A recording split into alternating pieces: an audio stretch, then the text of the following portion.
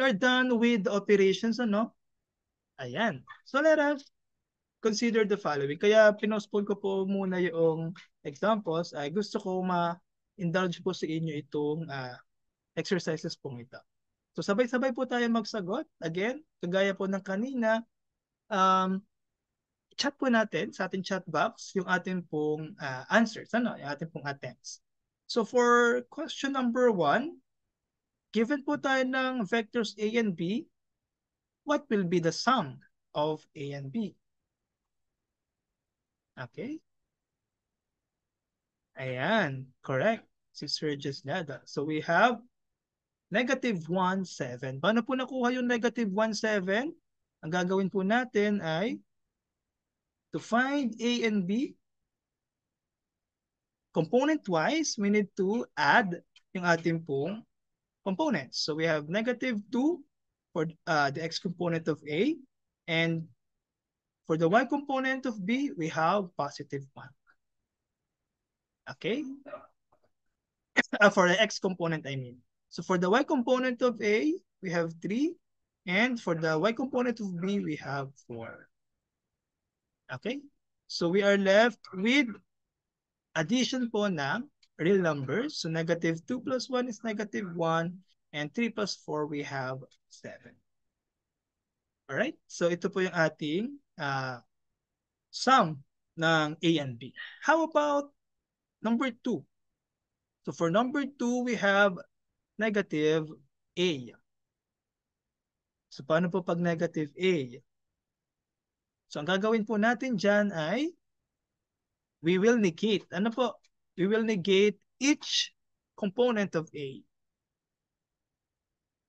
So for the negation of A, sige, meron pong attempt, ano? Meron pong answer. Ayan, Sister Shan, 2, negative 3. Okay, Sister Ricardo din. Okay, correct. So we have this one, ano?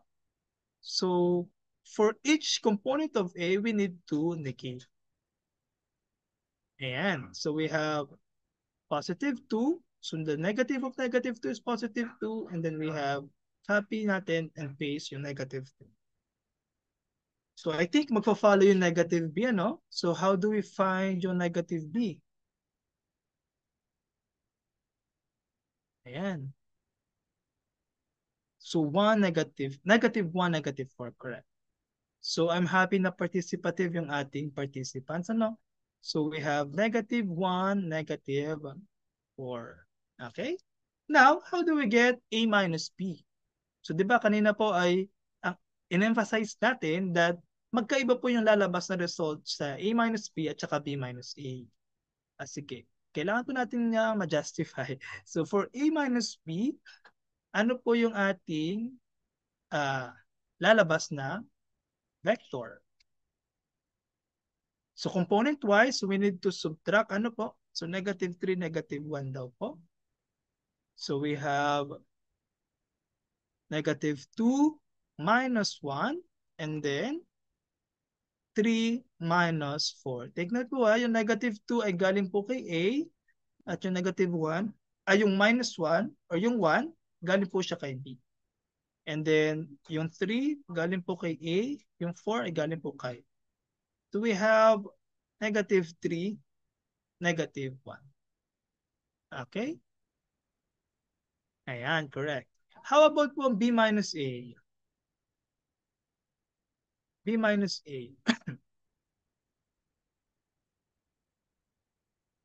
So, sabi nga po natin kanina, hindi po siya commutative. So, yung ordering does matter. Nagmamatter po yung ating orders. So, we have, sa B muna, x component is 1. And then, minus negative 2. Again, kapag po, sa tingin niya maging redundant yung ating signs, ang gagawin po natin is to enclose it sa parentheses. And then, we have 4 minus 3. Okay? Ayan. Correct. Thank you po sa mga nagsagot. So we have positive 3, positive 1. That's correct. Okay? And lastly, we have 1/2 A. So paano pag 1/2 A? So ibig sabihin, had the component po ni A, kailangan po natin multiplyan ng 1/2. So 1/2 A will be 1/2 times -2 and then 1/2 times +3. Okay, so 1/2 times -1, we get, 1/2 times -2 is -1, and 1/2 times 2 is 3/2 or 1.5. Ayan, correct. Alright, so siguro ba I can safely assume na based sa inyong active participation, okay po tayo sa operations, ano? Pero yun nga po, be careful kasi mamaya po ay ano na siya, i-apply na po natin sa physics. So, ayun. Consider po natin ulit yung bukod po sa operations ay yung atin pong ano, yung pagkuha po ng magnitudes, ano, ng atin pong directions, and so on. Ayan.